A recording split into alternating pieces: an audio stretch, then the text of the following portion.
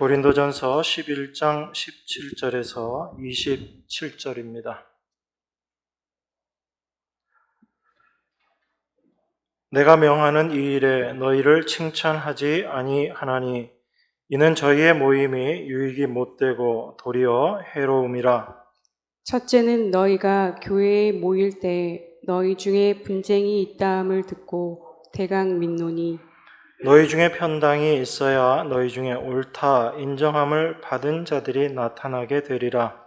그런즉 너희가 함께 모여서 주의 만찬을 먹을 수 없으니 이는 먹을 때 각각 자기의 만찬을 먼저 갖다 먹음으로 어떤 이는 시장하고 어떤 이는 취함이라. 너희가 먹고 마실 집이 없느냐 너희가 하나님의 교회를 업신 여기고 빈궁한 자들을 부끄럽게 하느냐 내가 너희에게 무슨 말을 하랴 너희를 칭찬하랴 이것으로 칭찬하지 않노라. 내가 너희에게 전한 것은 주께 받은 것이니 곧 주 예수께서 잡히시던 밤에 떡을 가지사 축사하시고 떼어 가라사대 이것은 너희를 위하는 내 몸이니 이것을 행하여 나를 기념하라 하시고 식후에 또한 이와 같이 잔을 가지시고 가라사대 이 잔은 내 피로 세운 새 언약이니 이것을 행하여 마실 때마다 나를 기념하라 하셨으니 너희가 이 떡을 먹으며 이 잔을 마실 때마다 주의 죽으심을 오실 때까지 전하는 것이니라. 같이 읽겠습니다. 그러므로 누구든지 주의 떡이나 잔을 합당치 않게 먹고 마시는 자는 주의 몸과 피를 범하는 죄가 있느니라. 아멘.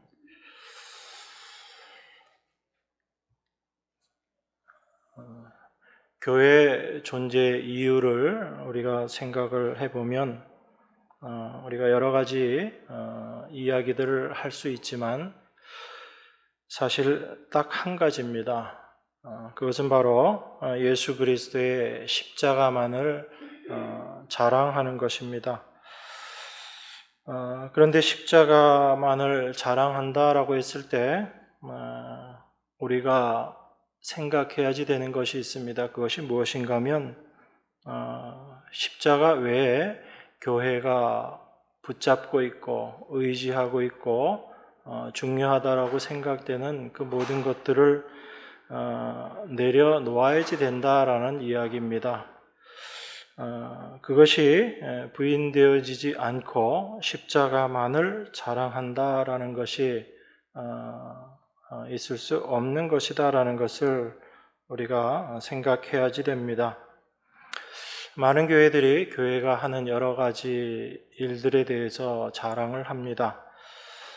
그런데 그러한 자랑이 예수 그리스도의 십자가를 자랑하는 것이 아니라 인간의 열심을 자랑하는 그 모습으로 흘러버리는 것을 많이 보게 됩니다. 물론 예수님의 십자가의 은혜를 이야기하면서 그 은혜가 나로 하여금 이렇게 하게 했다라고 하지만 과연 그 최종적인 목적이 어디에 있는가 우리 자신은 늘 생각해 봐야지 됩니다. 또한 그러한 교회의 일들을 생각하면서 우리 각자의 모습, 우리 각자의 삶은 과연 어떠한가 거기에 대해서도 우리는 늘 생각해야지 됩니다. 이렇게 제가 늘 말씀드리는 이유가 무엇인가 하면 바로 우리 인간의 존재성 때문에 그렇습니다. 우리 인간이 우리가 생각하는 것처럼 그렇게 쓸만하고 괜찮은 존재들이 아니기 때문에 그렇습니다. 과연 성경이 어떻게 우리 인간에 대해서 평가하는가를 우리들이 올바로 알아야지 됩니다. 그리고 우리는 늘 그 성경을 보면서 우리 자신에 대해서 성경이 어떻게 이야기하고 있다라는 것을 보면서도 돌아서면 그것을 또 잊어버린 듯이 그렇게 생활하는 것이 또한 우리들의 모습입니다. 그런데도 제가 생각하기에 참 감사한 것은 그런 우리들을 하나님께서 버리지 않으신다는 거예요. 제가 참 그게 감사합니다. 제 자신을 돌이켜봐도 하나님 앞에 정말 어떠한 존재인가, 정말 내가 이 말씀을 전하면서 그 말씀 안에서 말씀대로 내 삶의 모습이 보여지는가 하면 사실 이 말씀을 통해서 우리는 이 말씀을 지켜나간다기보다는 이 말씀들을 통해서 내 자신의 모습이 어떠한지를 발견하는 게 더 급선무거든요. 그게 먼저입니다. 그런데 우리는 말씀을 보면서 항상 그것을 지키고 행해야지 된다라고 생각하기 때문에 어려움 가운데 있는데, 어쨌든 이 말씀을 통해서 늘 발견되어지는 제 자신의 모습은 과연 정말 하나님 앞에 칭찬받을 수 있는 모습인가? 오히려 저주의 모습이고 심판의 모습이다라는 것이 말씀을 통해서 확인되는 인간의 본질적인 모습이고, 그것이 또한 저의 모습임을 고백합니다. 그런데 감사한 것이 무엇인가 하면 그런 우리를 하나님께서 버리지 않으신다는 거예요. 오히려 그런 우리를 위해서 예수님이 십자가에 달려 죽으셨다라고 말씀하시는 분이 우리 하나님이시라는 것입니다. 그래서 우리가 날마다의 삶을 그 은혜 가운데 살아갈 수 있게 되는 거죠. 그런 의미에서 우리가 좀 생각해야지 되는 것이, 우리가 성도로서 무엇을 해야지 되는 것, 이것이 참된 성도됨의 모습인가? 또한 교회가 교회로서 어떤 일을 행하는 것, 이것이 참된 교회됨의 모습인가? 여기에 대해서는 우리가 늘 생각해 봐야지 됩니다. 과연 어떤 일을 행하는 것이 성도됨이고 교회됨이라면 과연 그러한 일을 행하는 주체가 누구인가에 대해서 우리는 또한 생각을 해야지 되고, 성경이 평가하는 인간이 어떠한 존재다라는 것을 생각한다면 그러한 인간이 행하는 것에 대해서 하나님께서 어떤 가치를 둘 것인가에 대해서도 좀 생각을 해 봐야지 됩니다. 여러분, 어렵다라고 생각하지 마시고 한번 생각을 해 보세요. 그러니까 그냥 어떤 말씀을 대할 때 이런 말씀이지라고 그냥 섣불리 다가가지 마시고 왜 이런 말씀들이 있는가라는 것을 좀 고민하시면서 말씀을 보시라라는 그런 말입니다. 여러분들, 바울이 지금 고린도 교회에 대해서 이야기를 하고 있는데, 여러분들이 생각하기에 이 고린도 교회가 어떤 교회라고 생각하십니까? 이 고린도 교회가 하나님 보시기에 아름다운 교회, 참된 교회다라는 생각이 드세요? 아니면 이런 교회, 고린도 교회는 좀 이런 행동도 고치고 저런 행동도 고쳐서 정말 하나님이 보시기에 아름다운 것을 행하는 그런 교회가 됐으면 좋겠다, 그런 생각이 여러분들 드세요? 여러분들 생각에는 우선 이 고린도 교회의 모습을 보면서 참 문제도 많고 이러니까 우리는 이런 교회가 되지 말아야지 되겠다, 그런 생각들이 아마 먼저 드실 것입니다. 그런데 이런 고린도 교회를 두고 사도 바울이 어떻게 이야기하냐면 고린도에 있는 하나님의 교회다라고 그렇게 이야기하거든요. 그리고 그리스도 예수 안에서 거룩하여지고 성도라 부르심을 받은 자다라고 사도가 그렇게 이야기합니다. 이렇게 문제투성인 교회를 하나님의 교회다라고 그렇게 이야기했다라는 것은 고린도 교회에 있는 문제가 하나님의 교회 되는 데 있어서 어떤 걸림돌이 되지 않는다라는 이야기입니다. 그러니까 사도 바울의 시각이 우리와 참 달라요. 그러니까 우리는 많은 부분에 있어서 사도 바울의 말을 오해하고 있지 않은가라는 그런 생각이 많이 듭니다. 그러니까 사도 바울에게 있어서는 고린도 교회가 문제가 많지만 그 문제들이 하나님의 교회 되는데, 또 거룩한 하나님의 성도라 부르심을 받는데 전혀 걸림돌이 되지 않는다라고 바울이 이야기하고 있는 거예요. 그러면 그 바울의 시각을 가지고 우리가 바울의 이야기를 올바로 바라볼 수 있어야지, 우리들의 시각을 가지고 바울의 이야기를 이해하려고 하면 안 되는 거죠. 그래서 먼저 내가 갖고 있는 생각을 내려놓아야지 되는 것입니다. 만약에 인간의 노력으로 하나님의 교회되는 교회, 이것을 만드는 것이 가능하다라고 하게 되면 이건 예수 그리스도의 십자가를 부정하는 모습인 거죠. 그러니까 우리는 그 십자가를 이야기하면서 그 십자가가 말하고 있는 참된 의미가 무엇인지에 대해서 자꾸 놓치는 거예요. 그러니까 바울은 고린도 교회에 문제가 많았지만 그 문제 자체가 하나님의 교회 되는데 아무 지장이 없다라는 이야기입니다. 뭐 그런 의미에서 또 우리가 이렇게 생각할 수도 있겠죠. 그러면 뭐 교회에 문제가 있어도 된다는 이야기냐, 뭐 이렇게 우리가 반문할 수 있겠지만 그것 자체가 중요한 것이 아니고 인간의 노력으로 문제없는 교회를 만든다는 것 자체가 불가능하다는 걸 여러분들이 먼저 인정하셔야지 된다는 이야기입니다. 그건 교회뿐만 아니라 내 자신의 삶에 있어서도 동일하게 여러분들이 생각하셔야지 되는 거죠.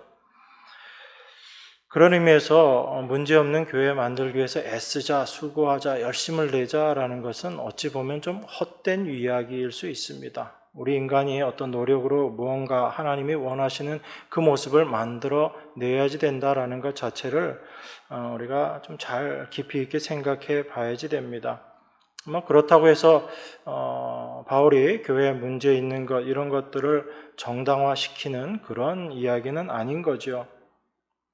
중요한 것은 이 교회에 있는 이런 문제들을 통해서 우리가 알아야지 되는 것이 무엇이고 또한 그것을 통해서 우리의 생각이 어디까지 나아가야지 되는가라는 것이 더 중요하다라는 것입니다. 오늘 본문 17절에 보면 이렇게 이야기합니다. 내가 명하는 이 일에 너희를 칭찬하지 아니하나니 이는 저희의 모임이 유익이 못되고 도리어 해로움이라.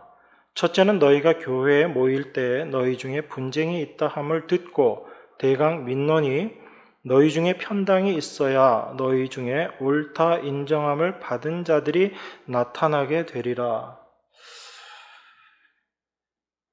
일반적인 생각으로는 교회에 문제가 없는 것이 좋은 교회일 것이다 라고 그렇게 생각하는데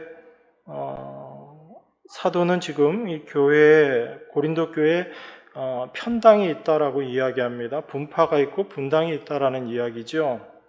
그런데 그런 편당이 있어야 너희 중에 옳다 인정함을 받은 자들이 나타나게 된다라고 이야기합니다. 쉽게 이해가 안 가는 거죠. 19절에 이렇게 이야기하잖아요. 너희 중에 편당이 있어야 너희 중에 옳다 인정함을 받은 자들이 나타나게 되리라. 그 앞에 교회에 분쟁이 있다라는 얘기를 내가 들었다라고 이야기하고 그런 줄 내가 안다, 믿는다 생각하면서 편당이 있는데 그 편당이 있어야지 너희 중에 옳다 인정함을 받는 자들이 나타나게 된다라는 것입니다. 이런 뭐 교회 편당이 있어야지 된다라는 이야기처럼 그렇게 들리잖아요.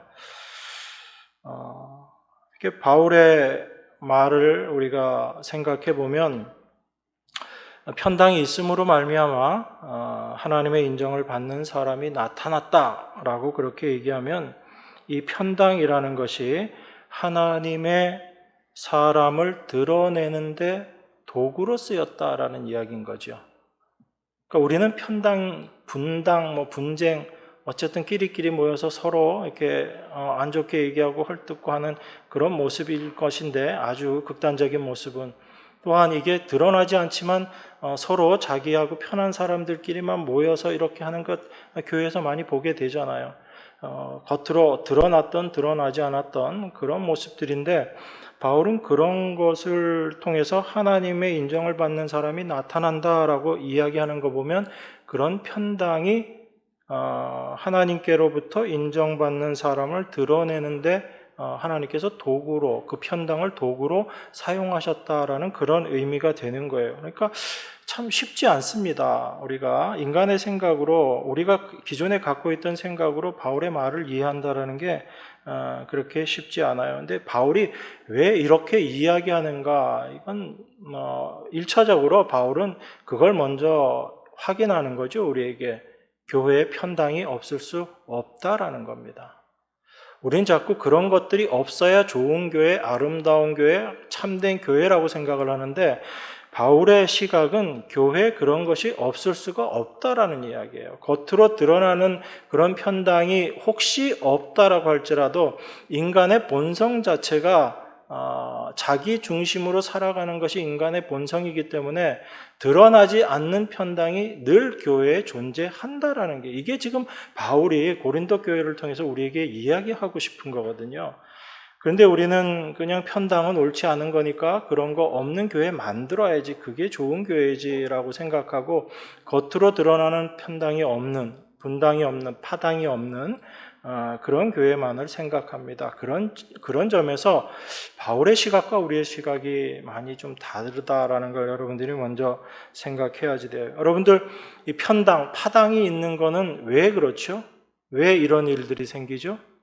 생기는 원인은 한 가지예요. 사실은 들어가 보면 한 가지입니다. 그건 뭐냐면 사람이 자기 중심으로 생각하기 때문에 그래요. 자기의 유익을 생각하기 때문에 이런 일들이 생기는 것입니다. 여러분, 두 사람이 있으면 편당이 안 생길까요? 파당이 안 생길까요? 한 사람이 한 당, 한 사람이 또 한 파. 결혼해서 부부 생활 해보셨잖아요. 둘인데도 나눠지죠. 서로가 자기의 유익을 생각하면 나눠져 버립니다. 그게 본질의 모습이거든요. 교회가 겉으로 드러나는 어떤 분당, 파당 이런 것이 있다 없다를 떠나서 인간의 본질 자체가 자기의 유익을 추구하는 존재이기 때문에 그러한 모습이 드러나든 드러나지 않든 없을 수 없다라는 게 바울의 시각이라는 것입니다. 그런 의미에서, 그런 시각에서 여러분들이 바울의 말을 봐야지 됩니다.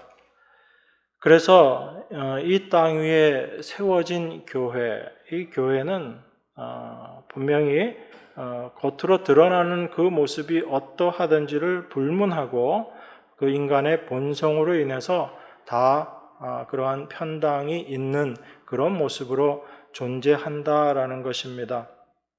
그러니까 우리가 먼저 생각해야지 될 것은 교회에 편당이 있다, 그런 것들이 드러났다, 파당이 생겼다라는 것 가지고 그 교회의 신앙 수준이나 그 교회의 도덕성을 평가하는 것은 옳지 않다라는 것입니다. 바울은 끊임없이 외적으로 드러나는 어떤 것들을 가지고 그것 자체로 평가하고 판단하기보다는 그러한 것들의 원인이 무엇인가를 우리에게 이야기하고 그 원인의 가장 핵심적인 주체가 누구인가, 바로 우리 인간이다, 인간의 본성이다라는 것을 바울은 끊임없이 우리에게 이야기하고 있는 것입니다. 그런 의미에서 바울의 시각으로 교회의 일들, 교회의 문제들을 우리가 바라봐야지 되는 것입니다. 그럼 바울이 이야기한 그런 편당이 있음으로 인해서 옳다함을 인정받는 자들이 나타나게 된다라는 건, 이건 어떤 의미예요? 어떤 사람들은 편당을 일으키는데 어떤 사람들은 그 편당을 일으키지 않음으로 말미암아 자기가 옳다라는 것을 드러낸다, 그런 차원의 얘기는 아니다라는 거죠. 그러니까 바울이 이야기하는 그 바는 어떤 사람들은 편당을 일으키는데 그 편당이 일어남을 통해서 보니까 편당을 일으키지 않는 사람들이 있으니까 이 사람들은 옳은 사람이다, 그 차원에서 하는 얘기가 아닌 거예요. 모든 사람의 내면에 자기 중심으로 살아가고자 하는 그런 욕구들이 있기 때문에 그것은 드러나든 드러나지 않든 사실은 자기를 위해서 살아가는 그 모습 자체가 이미 편당이다라고 사도가 그렇게 이야기하고 있는 것입니다. 그런데 그 편당을 하나님께서 도구로 사용하신다는 거죠. 여러분, 이 세상에 일어나는 모든 일들 중에 하나님의 뜻이 아닌 것이 있나요, 없나요? 특별히 교회 안에서 생겨나는 일들 중에 하나님의 뜻이 아닌 것이 있을까요, 없을까요? 다 하나님의 뜻 안에서 되어지는 일이잖아요. 그렇게 생각하면 이렇게 편당이 생기고 파당이 생기는 것, 이것도 하나님의 뜻 안에 되어지는 일이다라는 것을 우리가 생각해 볼 수 있습니다. 그러니까 이 편당 자체가 하나님의 뜻이다라는 것이 아니라 이 편당을 통해서 이것을 도구로 사용해서 하나님께서 하나님의 뜻을 이루어 내신다라는 의미에서 하나님의 뜻이다라는 얘기예요. 그러니까 교회는 다 편당이 있어야지 된다, 그 편당이 생기기 위해서 하나님께서 막 그렇게 일을 하신다, 그 차원의 얘기가 아니라 그 편당이라는 것을 도구로 사용하셔서 하나님께서 나타내시고자 하는, 하나님께서 이루고자 하시는 그 일을 하나님께서 이루어내신다라는 의미에서 하나님의 도구다라는 그런 것이고, 하나님의 뜻 안에 그 모든 것들이 있다라는 의미인 것입니다. 여러분들 요한복음 6장 한번 보겠습니다. 요한복음 6장 39절 40절입니다. 제가 봉독합니다. 나를 보내신 이의 뜻을 행하려 함이니라. 나를 보내신 이의 뜻은 내게 주신 자 중에 내가 하나도 잃어버리지 아니하고 마지막 날에 다시 살리는 이것이니라. 내 아버지의 뜻은 아들을 보고 믿는 자마다 영생을 얻는 이것이니 마지막 날에 내가 이를 다시 살리리라 하시니라. 이 예수님의 말씀을 보면 하나님 아버지의 뜻이 어디에 있는가? 그걸 40절에서 내 아버지의 뜻은 아들을 보고 믿는 자마다 영생을 얻는 이것이니, 그러니까 하나님 아버지의 뜻은 아들을 믿게 하는 것, 이게 하나님 아버지의 뜻이라는 것입니다. 그 하나님의 뜻, 그게 바로 아들을 믿는 것, 아들을 믿게 하는 것이라는 그 의미 속에서 생각해 보면 하나님으로부터 옳다 인정함을 받는 자들이라는 얘기는 바로 하나님의 아들을 올바로 믿게 되는 자들이라는 뜻인 거예요. 그러니까 그 편당이라는 것을 통해서 하나님을 올바로 믿는 자들이 어떤 자들인가를 드러낸다라는 그 의미에서 하나님께로부터 옳다 인정함을 받는 자들이 판명이 되는 것입니다. 그러니까 파당 자체가 옳으냐 그르냐 그 차원이 아니라 그 편당을 통해서 하나님의 뜻이 드러나는데 그 하나님의 뜻이 바로 이것이 참된 믿음이다라는 것을 드러내신다는 이야기예요.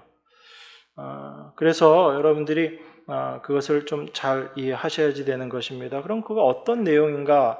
우리들은 일반적으로 이렇게 생각해요. 우리 에베소서에서도 보면 교회는 하나 되어야지 된다라고 이야기합니다. 교회가 나눠지면 안 되고 편당이 있으면 안 된다라고 생각하는 게 우리들의 일반적인 생각이에요.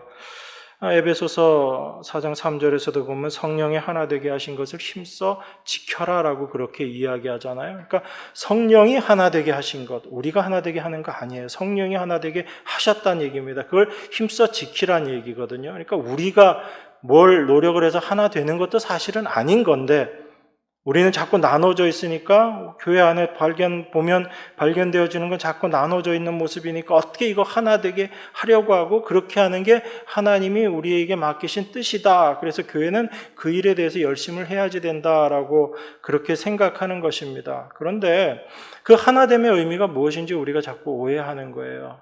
그러니까 나눠져 있으니까 이런 나눠짐들 있으니까 안 되지. 그래서 이쪽 가서 뭐가 문제니 저쪽 가서 뭐가 문제니 확인해서 서로 타협하고 양보하게 해서 자 이제 하나 됐지, 악수하자, 칭찬하자, 서로 칭찬하고 서로 위해주자, 이렇게 이제 우리 하나 된 것처럼 하자. 이 세상 사람들이 하는 거하고 똑같은 모습이잖아요. 그런 의미에서 성령이 하나 되게 하신 것, 그 의미가 아닙니다. 하나됨이라는 건요, 그냥 파당이 없고 편당이 없어서 하나됨이 아니라 교회가 뭔가 동일한 것으로 모여있고 동일한 것을 바라보고 동일한 것을 생각한다라는 차원에서의 하나됨을 이야기하는 것이거든요. 그런데 그 하나됨이 되기 위해서 편당이 필요하다. 왜냐하면 그 편당이라는 것 자체가 인간이 존재하는 곳에서 없을 수가 없는 것이기 때문에 이런 의도로 지금 바울이 이야기하고 있는 것입니다. 그러니까 교회의 현실이 어떤가를 분명히 알아야지 되는 거죠. 여러분들이 대답하기가 그렇게 쉽지 않겠지만 삼성교회 편당이 없습니까? 자신 있게 대답 못 하시잖아요. 그냥 여러분 자신만을 놓고 생각해 보세요. 나의 모든 교회 안에서의 삶이 나의 유익을 위한 삶으로 내가 살아가고 있느냐, 아니면 난 철저하게 나의 유익을 다 버리고 정말 이타적인 모습으로 내가 살아가고 있는가? 우리 삼성교회 교우들이 다 그런 이타적인 삶을 산다면 하나 되겠죠. 편당이라는 게 보이지 않겠죠. 근데 본질이 그렇지 못하잖아요. 의도하든 의도하지 않든 자꾸 내 안에 있는 그런 죄된 속성으로 살아가는 우리 모습들을 발견하게 되지 않습니까?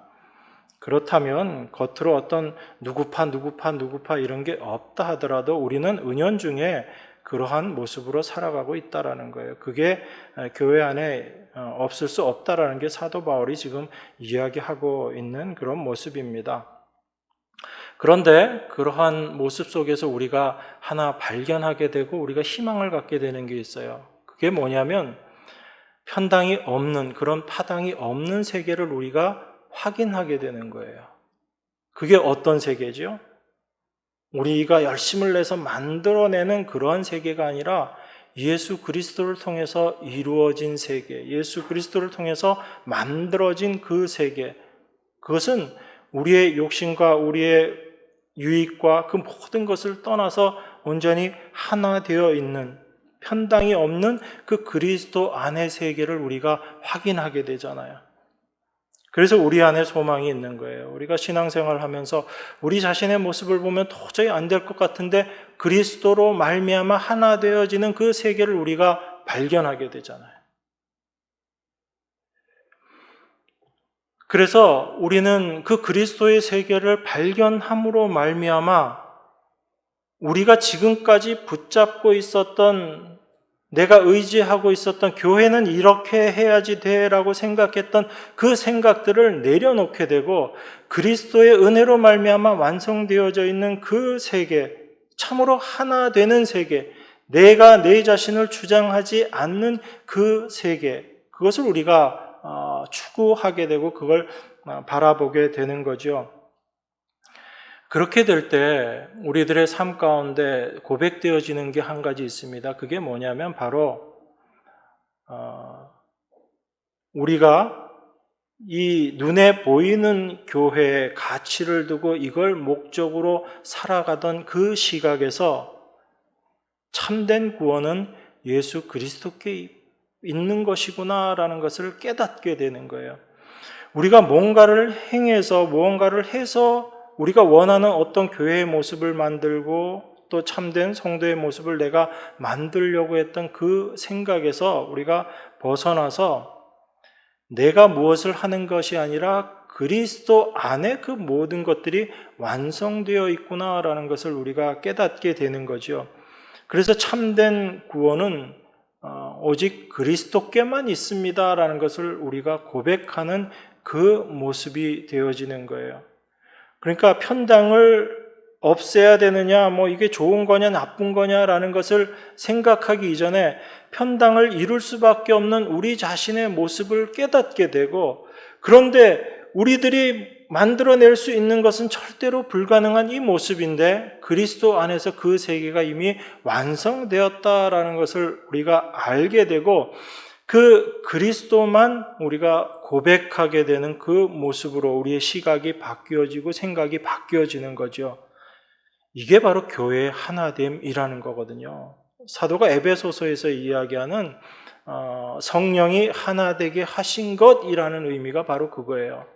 그러니까 우리가 뭔가 열심을 내서 하나 되게 하자, 하나 되자, 그래서 으쌰으쌰 하는 게 하나됨이 아니라 예수 그리스도 안에서 우리가 어떤 존재인지를 깨닫게 되고 그 그리스도께서 이루어 놓으신 일들만을 우리가 바라보게 될 때 교회는 자연스럽게 그리스도 안에서 하나임을 깨닫게 되는 거예요. 그게 하나됨입니다.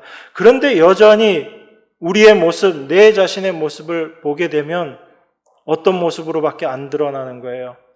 여전히 나의 유익을 추구하면서 살아가는 내 모습, 그 그리스도의 은혜를 이야기하면서도 여전히 내 모습은 나를 위해 살아가고 있는 내 모습임을 또한 발견하게 되는 거죠. 그런 의미에서 우리가 하나님의 은혜가 어떠한지를 더 깊이 알아가는 것입니다.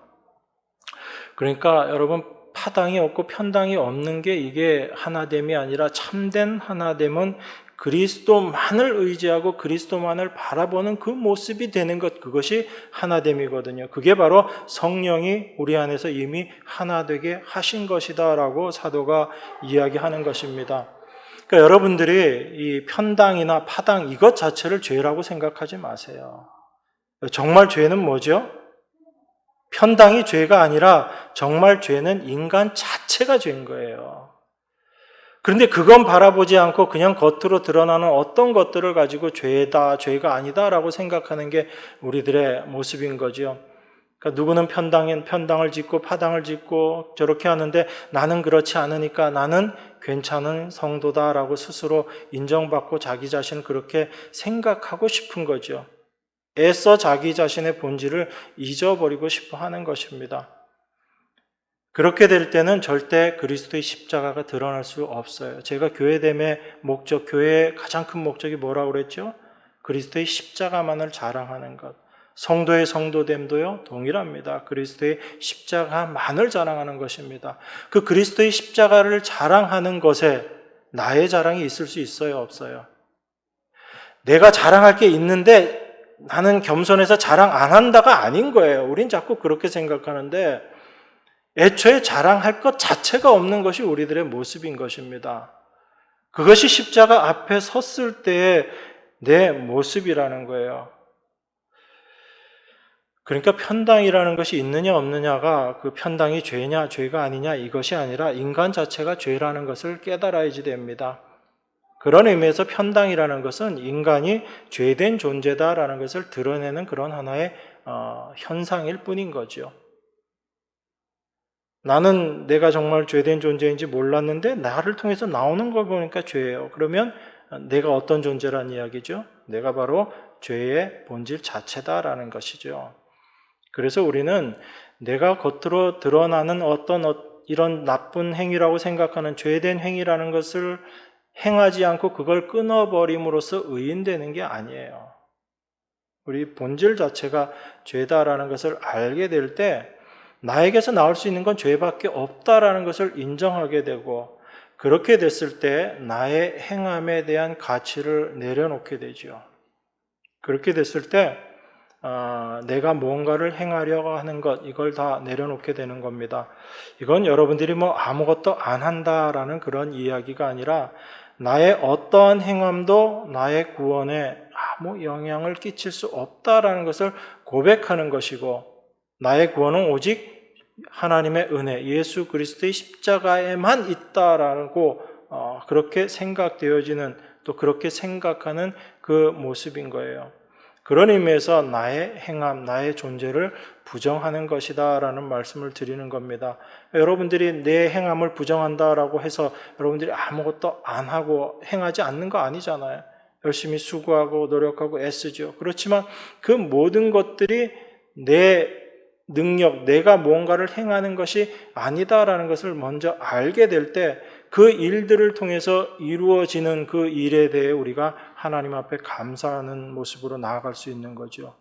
그래서 참된 감사는 하나님 내가 이런 일을 할 수 있게 해주셔서 감사합니다가 아니라 이런 나를 통해서 이런 나를 하나님께서 사용하셔서 하나님의 뜻을 이루어 주시니 감사합니다가 되는 거예요. 나를 이런 사람, 이렇게 변화된 사람으로 만들어 주셔서 감사가 아니라 나는 여전히 죄의 존재일 뿐인데 이런 나를 하나님께서 사용하셔서 이런 나를 도구로 사용하셔서 하나님의 뜻을 드러내는 일, 어떤 일? 하나님의 뜻을 드러내는 일, 나를 통해서 하나님을 믿는, 하나님의 아들을 믿는 그 일에 나를 사용하심을 감사합니다라는 것이 성도의 참된 감사가 되는 거죠. 그런데 우리는 우리 스스로의 힘으로 뭔가 행하고 그것을 통해서 내가 감사한다, 하나님께 감사한다 그렇게 생각하는 경우가 많은 것입니다. 그런 의미에서 우리의 날마다의 삶은 오직 구원은 예수 그리스도께만 있습니다라는 것을 증거하는 이 모습이 되는 거예요. 이건 우리가 입으로 그냥 구원은 주님께 있습니다라고 증거하는 그 차원이 아니라 내 자신은 참으로 어떠한 존재인지를 올바로 고백하는 그 삶의 모습을 통해서 예수 그리스도가 나타나게 되고 드러나게 되는 것입니다. 그런 의미에서 그리스도를 증거하는 거예요. 이 편당에 대해서 이야기를 하면서 20절에 보면 그런즉 너희가 함께 모여서 주의 만찬을 먹을 수 없다라고 바울이 그렇게 이야기합니다. 그러니까 편당이 있는데 그 편당을 통해서 하나님께로부터 옳다 인정함을 받는 자들이 나타나게 될 것인데 그 얘기를 하면서 그런즉 너희가 함께 모여서 주의 만찬을 먹을 수가 없다라고 이야기하고 21절, 22절에 보면 주의 만찬을 아주 자기 중심적으로 행하는 사람들을 이야기하고 있는 거죠. 그러니까 이 고린도 성도들이 주의 만찬이라는 형식적인 것은 계속 행했지만 실제 주의 만찬이 의미하는 그 내용은 올바로 알지 못하고 그건 도외시하고 주의 만찬을 열심히 행했다라는 것입니다. 그래서 자기 것 갖고 와서 자기가 먹는 거다라고 생각하니까 먼저 왔던 사람들이 그냥 자기가 갖고 온 거 열심히 다 먹은 거예요. 그리고 나중에 온 사람들은 여러분 생각해 보십시오. 교회 여기 모여서 주의 만찬을 합니다. 매번 모여서 할 때마다 했을 텐데 그러면 좀 준비를 잘 하고 또 일찍 모일 수 있는 사람들이 어떤 사람들일 것 같아요? 아무래도 좀 여유가 있는 사람들이겠죠. 그럼 늦게 오는 사람들은 어떤 사람들일 것 같아요? 일을 하다가 늦게 오든지 어떤 때 좀 상황이 그렇게 됐기 때문에 늦게 오게 되는 거죠. 제대로 준비도 못 해오는 거죠. 그러면 먼저 와서 참여하고 가지고 온 사람들은 좀 여유 있는 사람들일 것이고 나중에 온 사람들은 좀 여유가 없는 사람들일 거 아니에요. 근데 먼저 온 사람들이 주의 만찬을 어떻게 행한 거예요? 주의 만찬을 행하면서 내가 갖고 온 거니까 그냥 편하게 먹고 마시고 배부르고 또 너무 많이 먹어서 어떤 사람들은 취하기도 하고 근데 나중에 온 사람들은 와보니까 아무것도 없는 거예요. 먹을 것도 없고. 그러니까 왜 이런 모습이 되는가? 단지 먼저 와서 남겨놓지 않고 먹은 거 그거 자체를 탓하는 게 아니에요. 사도가. 주의 만찬의 의미가 무엇인지 그것을 올바로 알지 못하고 행하고 있다. 그래서 너희들을 주의 만찬을 먹을 수 없다라고 사도가 그렇게 이야기하는 것입니다. 27절에는 이렇게 이야기해요. 그러므로 누구든지 주의 떡이나 잔을 합당치 않게 먹고 마시는 자는 주의 몸과 피를 범하는 죄가 있다라고 그렇게 이야기합니다. 이렇게 심각하게 이야기하거든요. 그러면 사도가 단지 모여가지고 먼저 먹고 남겨놓지 않고 많이 먹어서 취하고 이거 가지고 아주 심하게 이야기하는 것인가? 그 의미가 아닌 것입니다. 23절 보면 이렇게 이야기합니다. 여러분 23절부터 25절까지 같이 한 목소리로 다시 읽겠습니다. 내가 너희에게 전한 것은 주께 받은 것이니 곧 주 예수께서 잡히시던 밤에 떡을 가지사 축사하시고 떼어 가라사대 이것은 너희를 위하는 내 몸이니 이것을 행하여 나를 기념하라 하시고 식후에 또한 이와 같이 잔을 가지시고 가라사대 이 잔은 내 피로 세운 새 언약이니 이것을 행하여 마실 때마다 나를 기념하라 하셨으니. 그러니까 편당에 대해서 이야기하던 사도가 너희는 주의 만찬 먹을 수 없다라고 이야기하고 그리고 나서 주의 만찬에 대해서 주의 만찬이 어떤 것인지에 대해서 이야기를 합니다. 주의 만찬이 어떤 의미인가? 예수 그리스도의 몸과 예수 그리스도의 피를 먹고 마시는 것, 이게 주의 만찬의 의미죠. 그러면 우리가 주의 만찬을 행한다라는 것은 우리의 구원은 우리 몸과 상관된 것이 아니라 예수 그리스도의 몸과 피에만 연결되어 있다라는 것을 증거하는 거죠. 그러니까 우리가 주의 만찬을 한다라는 것은, 먹는다라는 것은 단순히 예수님 십자가 달리심으로 우리를 구원해 주셔서 우리가 다 구원받았습니다만 이야기하는 것이 아니라 우리의 구원이라는 것 자체가 우리의 몸과는 아무 상관이 없고 오직 예수 그리스도의 몸과만 상관이 있는 것이다라는 것을 고백한다는 의미가 있는 거예요. 그러니까 그 주의 만찬의 의미가 무엇인지 우리가 더 깊이 생각해 봐야지 되는 것입니다. 우리의 구원은 우리의 어떤 행함도 아니고 오직 예수 그리스도의 십자가의 달리심과 피 흘리심으로 말미암아 우리의 구원이 이루어지고 완성되는 것이다라는 것을 고백하는 것, 이게 바로 주의 만찬이거든요. 그러면 예수 그리스도의 행한 것만, 예수 그리스도만 온전히 드러나야지 되는 그 모습에 내가 나의 유익을 위하고 내가 행한 어떤 것들을 드러낸다라는 것 자체가 이미 말이 안 되는 거죠. 그래서 주의 만찬을 올바로 먹지 못하는 그 모습들 속에서 내가 갖고 온 거니까 내가 마음대로 먹어도 되고 그리고 이건 내가 갖고 온 것이니까 내 것이다라고 생각하는 그것 자체를 우리는 다시 한번 생각해 봐야지 되는 거죠. 우리는 항상 내가 가지고 있고 내가 소유할 수 있고 내가 어떻게 뭔가를 행사할 수 있는 것이면 그걸 내 것이라고 생각을 해요. 하나님이 나에게 주셨으니까 내 것, 그렇게 생각을 하죠. 하나님이 나에게 맡기신 것이다라는 생각을 못하는 게 우리들의 모습인 거예요. 그래서 항상 자기의 것을 찾으려고 하고 교회 안에서도 그런 모습들을 많이 우리가 보게 되잖아요.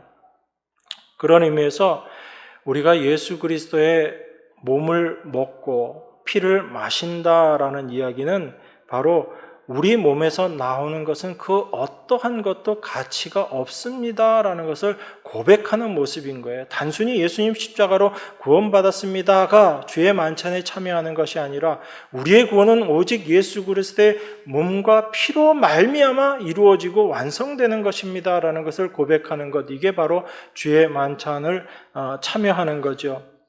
하나님께서는 이렇게 우리 안에 있는 것들을 다 부정케 하시고 우리 인간의 행함을 부정하시는 거예요. 그런데 우리는 자꾸 내 자신에게 가치를 두고 내가 뭔가를 행하고 나의 행한 것들을 가지고 내 자신을 인정받으려고 하고, 그게 우리들의 모습인 것입니다. 사람은 자기가 행한 걸 잊지를 못하는 거예요. 그거 지우기를 싫어하는 것입니다. 인정받고 싶어 하는 것이고, 그 인정받은 것이 바로 나로 하여금 하나님께로부터 뭔가 복 하나 더 받는 그 모습이 된다라고 생각하기 때문에 그런 거예요. 예수 그리스도 자체, 하나님 자체가 바로 복이다라는 것을 우리가 자꾸 놓치는 것입니다. 그 실체가 무엇인지 우리가 놓치는 거예요. 그런 의미에서 우리가 그 주의 만찬을 올바로 먹을 수 없다라고 그렇게 이야기합니다. 그러면서 25절에 뭐라고 얘기해요? 예수님께서 잔을 가지시고 가라사대 이 잔은 내 피로 세운 새 언약이니 이것을 행하며 마실 때마다 나를 기념하라, 그렇게 이야기합니다. 예수님께서 이 새 언약을 주셨어요. 새 언약 여러분들 잘 아시죠? 새 언약은 어떤 거죠? 예수 그리스도의 십자가, 이것이 바로 새 언약입니다. 옛 언약은 어떤 거예요? 율법이죠. 율법이 옛 언약입니다. 이 옛 언약이 이미 있는데 하나님께서 새 언약을 주셨다라는 이야기는 그 옛 언약으로는 절대로 우리가 하나님 백성이 될 수 없기 때문에 하나님께서 새 언약을 주신 거죠. 그럼 여러분 혹시 그런 생각 안 해보셨어요? 제가 생각이 너무 많은 건지 모르겠는데, 어차피 새 언약 주실 거면 처음부터 새 언약 주시지 옛 언약 왜 주셨는가? 여러분 그런 생각은 안 해보셨어요 혹시? 하나님 분명히 옛 언약이 있는데도 다시금 언약을 주신 것은 그 옛 언약으로 하나님 백성 될 수 없기 때문에 새 언약을 주신 거거든요. 그럼 처음부터 새 언약 주시면 되잖아요. 근데 왜 그렇게 하셨죠? 그러니까 그 옛 언약을 통해서 하나님께서 분명히 드러내시고자 하시는 하나님의 뜻이 있었다라는 거죠. 그게 뭡니까? 바로 그 옛 언약을 통해서 인간이 자기 자신에 대해서 갖고 있는 자기 자신에 대한 가능성, 자기의 가치를 인정하고 싶어하는 그 모든 것들을 내려놓게 하시기 위해서 옛 언약을 먼저 주신 거예요. 새 언약만 주셔서 새 언약으로 우리를 다 건져내시면 우리 인간이 깨달을 수 없는 게 있어요. 그게 뭐냐면 우리 자신이 어떤 존재인지를 몰라요. 하나님의 은혜는 감사하게 여겨지는데 내 자신이 어떤 존재인지를 깨닫지 못하는 거예요. 그러니까 감사를 하더라도 참된 감사가 나오지 못하는 것입니다. 여러분들이 어떤 일을 할 수 있는데 다른 사람이 도와줘서 여러분들이 그 일을 이루었다고 생각을 해보세요. 그러면 여러분 생각 마음 가운데 그 도와준 사람이 정말 감사한가요? 그렇지 않을 거 아니에요. 그런데 내가 할 수 없다라는 것이 드러나고 난 도저히 할 수 없는데 어떻게 하나 하고 있을 때 누가 여러분들을 도와줬다라고 생각해 보세요. 그러면 그 도와준 것이 실제가 나에게 분명하게 다가오게 되는 것입니다. 그래서 하나님께서는 옛 언약을 먼저 주신 거예요. 이 옛 언약을 통해서 너희 자신이 어떤 존재인지를 먼저 밝히 바라보라는 것입니다. 그래서 자기 자신에 대한 가능성을 완전히 포기하고 내려놓게 될 때 우리에게 온전한 희망, 소망은 예수 그리스도의 십자가밖에 없구나라는 것을 깨닫게 되는 것이고, 그 십자가로 말미암은 하나님의 은혜를 올바로, 온전하게 하나님의 은혜를 은혜로 깨달을 수 있게 되는 거죠. 그게 하나님께서 새 언약으로 우리에게 일하시는 그 하나님의 일하심인 것이거든요. 그래서 하나님의 백성들은 자기 자신에 대한 것들을 다 내려놓게 하고 오직 하나님의 십자가만을 온전히 바라보게 되는 자로 그렇게 바뀌어져 가는 거예요. 자기 자신이 어떤 존재인지를 분명하게 깨닫게 되는 것입니다. 이것이 바로 성령께서 우리 안에서 행하시는 성령의 일하심인 거예요. 우리 안에 성령이 계시면 그 일을 하시는 거예요. 내가 어떤 모습인지 나의 가능성이 철저하게 무너지는 그 자리로 우리를 끌고 가시는 거예요.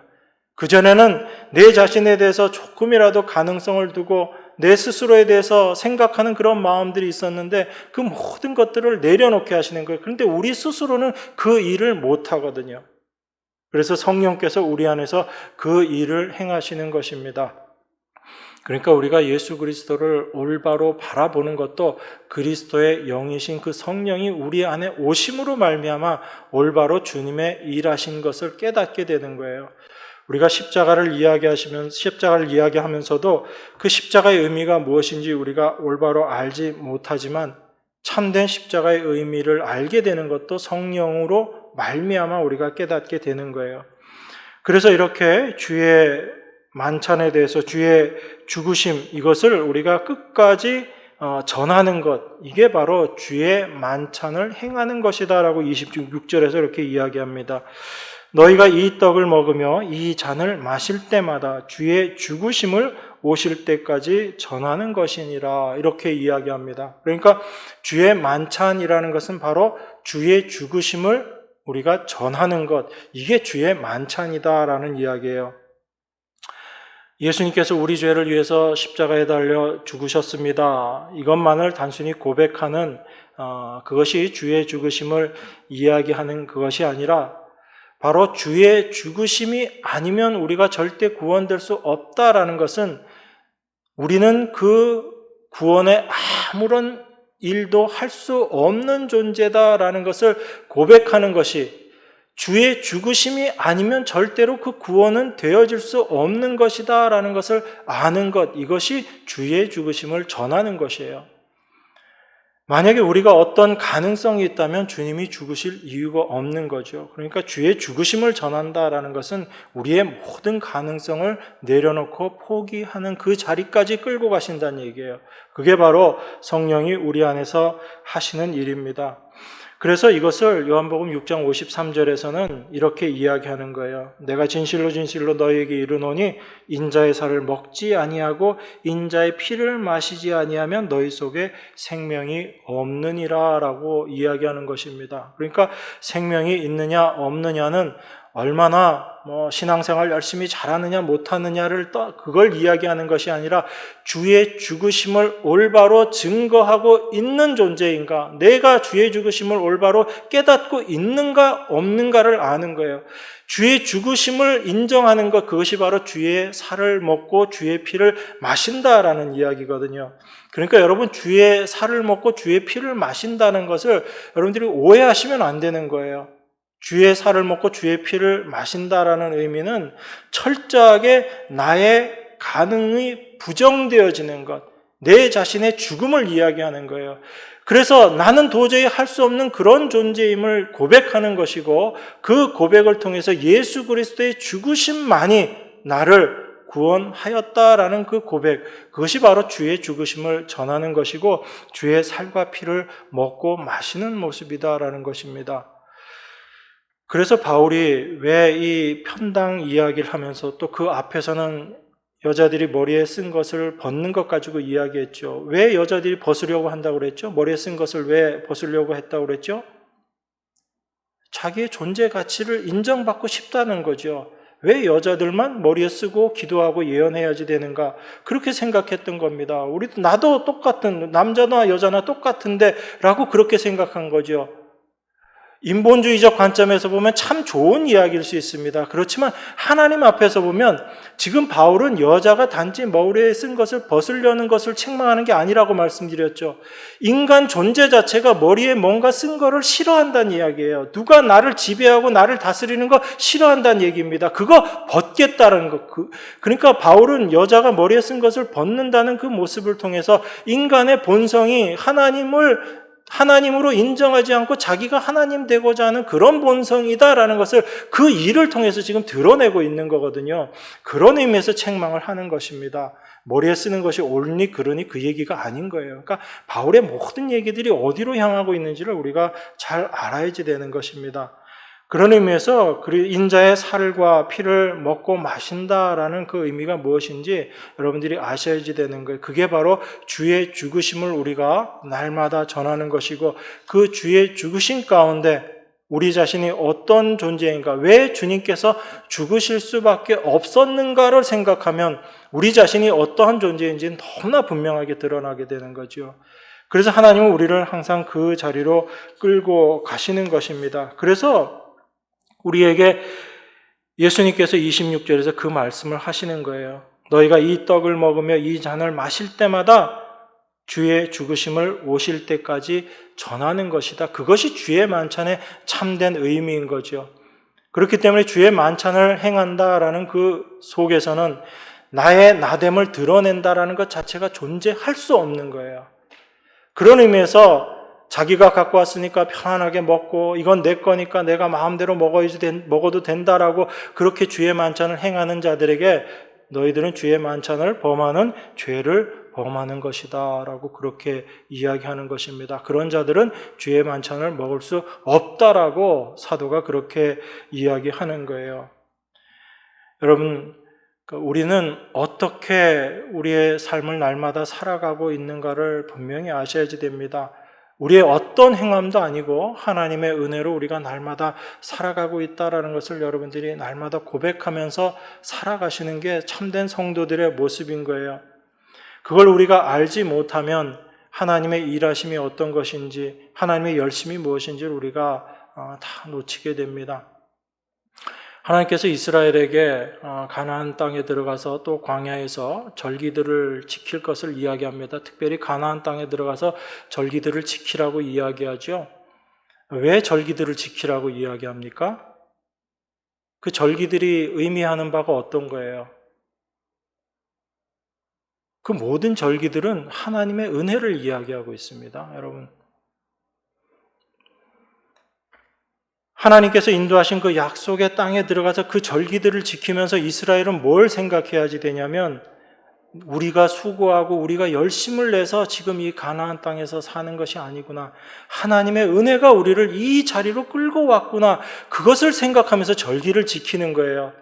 그 절기라는 것 자체가 바로 예수 그리스도의 십자가를 상징하고 있는 거잖아요. 하나님의 은혜를 드러내고 있는 거잖아요.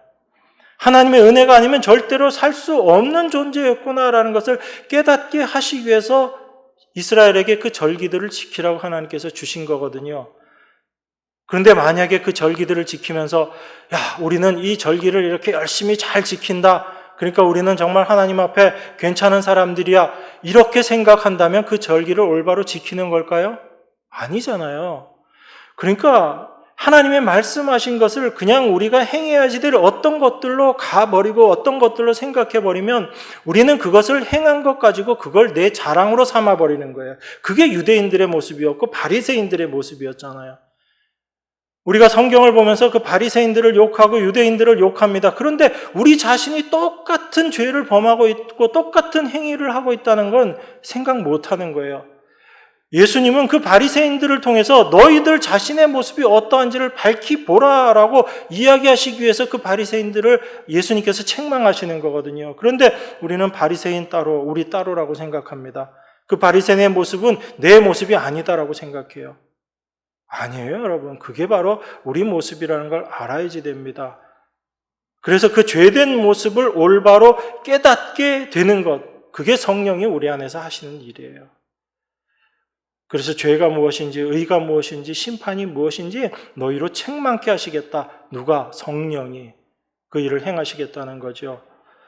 그래서 우리들의 모든 삶이 하나님의 은혜로 되어짐을 여러분들이 올바로 깨닫고 그것을 고백하는 그 자리로 나아가셔야지 되는 거죠. 그게 바로 주님의 죽으심을 전하는 것이고 주님의 만찬, 주의 만찬을 우리가 기념하는 그 모습으로 살아가는 것입니다. 그러니까 우리가 주의 만찬을 먹는다라는 것 자체가 주님께서 주신 것을 우리가 먹고 나누는 거잖아요. 주의 만찬이 뭘 먹는 거지요? 내 몸과 피를 먹는 게 아니고 주의 몸과 주의 피를 먹고 마시는 거잖아요. 주님께서 주신 것, 그거 먹으면서 주님을 기념하고 주님을 자랑하는 거죠. 그게 주의 만찬의 의미예요. 그래서 사도가 로마서에서 이렇게 이야기합니다. 이 말씀 읽고 마치도록 하겠습니다. 로마서 11장 34절에서 36절입니다. 우리 같이 한 목소리로 읽겠습니다. 누가 주의 마음을 알았느냐? 누가 그의 모사가 되었느냐? 누가 주께 먼저 드려서 갚으심을 받겠느냐? 이는 만물이 주에게서 나오고 주로 말미암고 주에게로 돌아감이라. 영광이 그에게 세세에 있으리로다. 아멘. 우리의 주의 만찬은 주님께서 우리에게 주신 것을 우리가 기념하고 그것을 먹는 것입니다. 주님께서 주신 것을 먹는 거예요. 그래서 바울이 이야기하는 겁니다. 누가 주의 마음 알았냐? 누가 그의 모사가 되었느냐? 누가 주께 먼저 드려서 갚음을 받겠느냐? 우리가 먼저 드릴 수 있는 게 뭐가 있느냐는 얘기죠. 만물이 주에게서 나왔다고 이야기합니다. 그리고 그 만물이 주로 말미암아 된 것이라고 이야기하고요. 그리고 그 만물이 주에게로 돌아간다라고 이야기합니다. 그래서 영광 받으실 이는 오직 주님밖에 없습니다라는 거예요. 여러분에게서 나오는 것 아무것도 없다는 겁니다. 뭔가 여러분에게서 나온 것이 있다면 그건 누구에게서 받은 거예요? 주님이 주신 거란 이야기예요. 그 주신 것을 감사하고 드러내는 것이 성도들의 삶의 모습인 것이지, 내가 뭔가를 드러내고 내가 뭔가를 했다고 해서 그걸 가지고 내가 어떤 유익을 얻겠다라고 살아가는 그 모습은 성도의 모습이 아니다라는 것을 사도가 이야기하고 있는 것입니다. 그래서 만물이 주에게서 나오고 주로 말미암고 주에게로 돌아감이라. 영광이 그에게 세세에 있으리로다. 이것을 올바로 알고 아멘하는 자들이 참된 주의 만찬에 참여하는 자들이다라는 것을 사도가 이야기하는 거죠. 이렇게 주님을 늘 기념하고 주의 죽으심을 증거하는 여러분과 제가 되기를 원합니다. 기도하겠습니다. 하나님 아버지 감사합니다. 주의 만찬이 무엇인지 이 시간 잠시 묵상했습니다. 우리의 삶을 돌이켜보게 하시고 참으로 이러한 우리들을 하나님 버리지 않으시고 포기하지 않으시고 끝까지 붙잡고 하나님의 뜻 이루어내시는 그 하나님의 열심과 하나님의 일하심에 감사드립니다.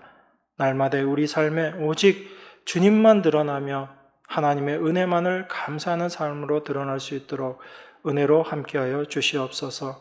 우리의 모든 것 되시는 예수 그리스도 이름으로 기도드리옵나이다. 아멘.